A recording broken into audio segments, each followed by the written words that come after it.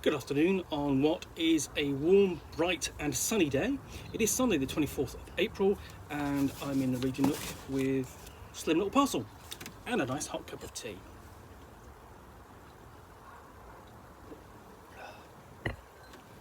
So let's find out what is in this. So look, it's come all the way from California. So it's got a nice set of American stamps on there.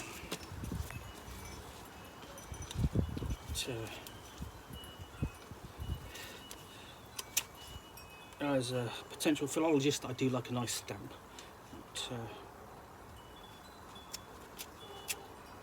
Just get the knife in here.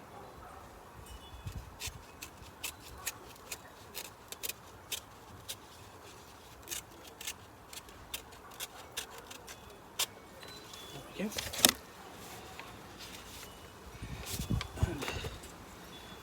What I've got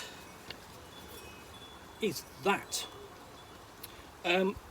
All That Glitters is Palladium, a short history of Palladium Books by Ewan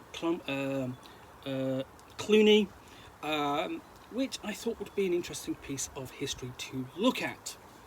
Done as a fanzine, and again would pop into sort of like, I mean, essentially this would be the unofficial Palladium, whereas the sort of semi-official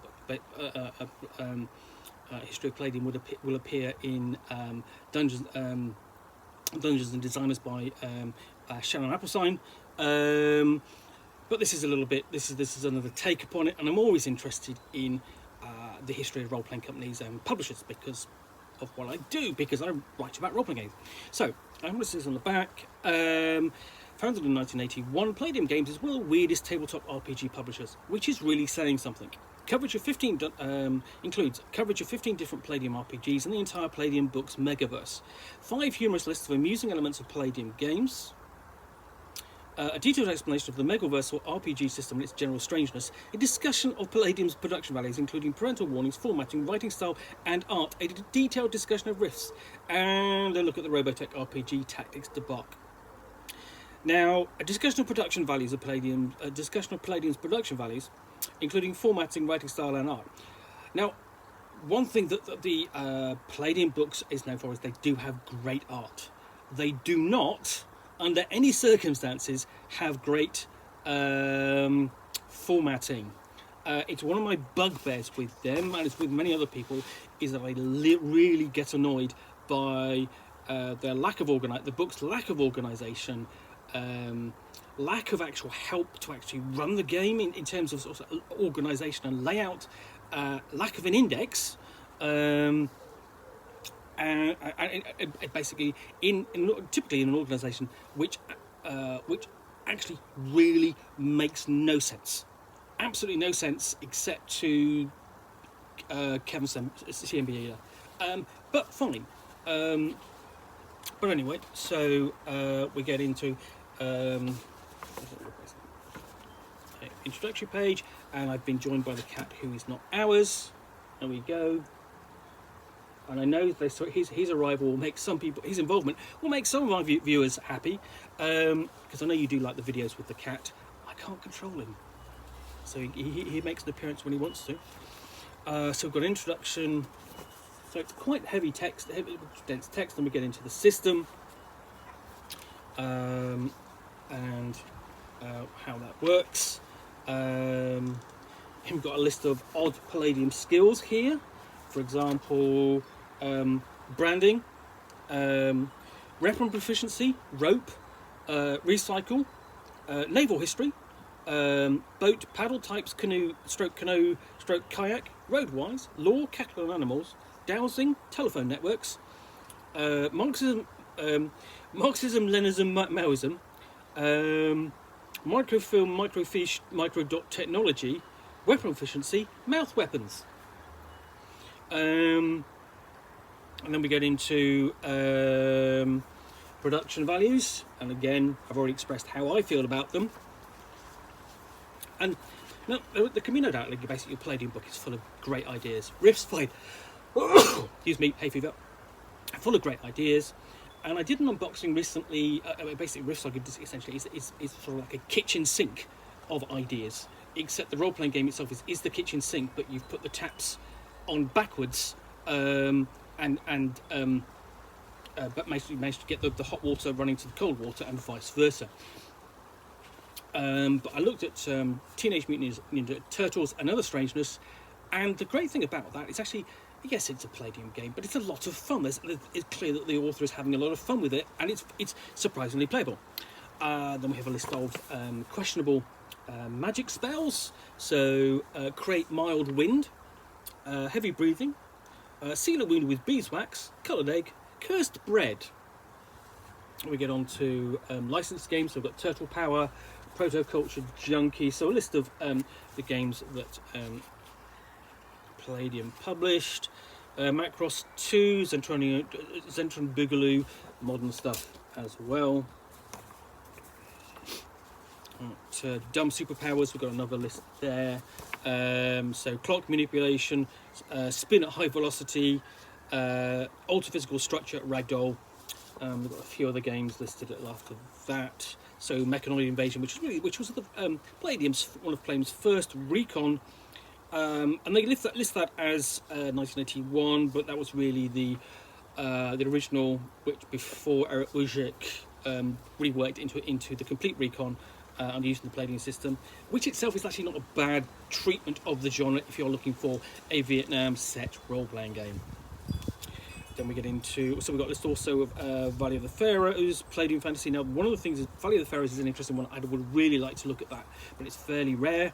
Systems Failure, and so on. Systems Failure is actually played into the whole Y2K bug thing, coming up to the millennium, and actually it's a decent post-apocalyptic game. It's actually, I actually like it in terms of theme and style.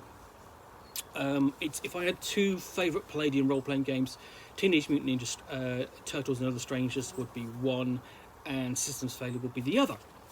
Then we've got a whole section on riffs. And then talking about the riffs supplements, which as of 2019, when this came up, there are 36 world books at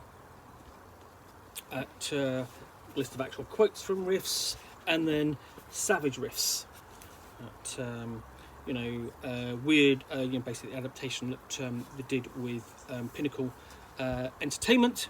And then we have weird riffs class names: Butter Trolls, Cyber Eye, Cyberoid, Fingertooth Carpetbagger, Full Standard Crazy occupational character class, Glitter Girl Pilot occupational character class, Maxi Man occupation character class, Mutant Capybara racial character class. Utterly absurd. But again, it's a role-playing game. And then lastly, we get into, well, the Robotech RPG Tactics Tibok, which essentially, as I understand it, was a failed Kickstarter, or failed to be fulfilled, which had its consequences. But anyway, and then lastly, where do we go from here? Okay, so that's all that glitters is Palladium. Now, it's interesting that the author is doing something different with the fanzine format, because it's interesting really that the fanzine has changed. When you go back to the early days and then back forward again, more recently with its association with the old school Renaissance, you have miscellaneous, really dedicated to the role-playing game of your choice, or the role-playing games of your choice. So typically you're going to have multiple articles for different games, or different multiple articles for one game. Most obviously a old school Renaissance retro clone, whether it's Dungeon Crawl Classics, Mutant Crawl Classics, Labyrinth Lord, or Old School Essentials. They're all catered for and have been. But more recently, people have been using them as a vehicle for entire little role-playing games. I guess I appear to be under a flight path today. So you literally, with things like ZineQuest, people are using the format to do mini role-playing games. Okay, but Ewan Clooney has done something different and done a little history of a publisher. It's probably not complete because after all, Palladium has 40 years of history to go through. Is that enough to cover 40 years of history? Debatable. But as one person's point of view, and obviously as a fan of Palladium games, certainly far from anything other than invalid. So, All That Glitters is Palladium, a short history of Palladium Books. I think that's going to be an interesting little read and book to review. Anyway, I hope you have enjoyed this unboxing in the Nook. If you have, then please do click on the like button down below. And if you've got any comments or feedback, I appreciate you taking the time to post those. And lastly, if you want to be alerted to yet more unboxings in the Nook, where you will see me out here with a parcel or envelope and a book or game, or in case of Fanzine, to unbox, which I will chat about to the best extent of my knowledge, all accompanied, of course, by a nice hot cup of tea, and occasionally a feline co-star. Then please do hit that subscribe button down below. Thanks again for watching. We'll be back again soon with another unboxing in the Nook. Bye for now.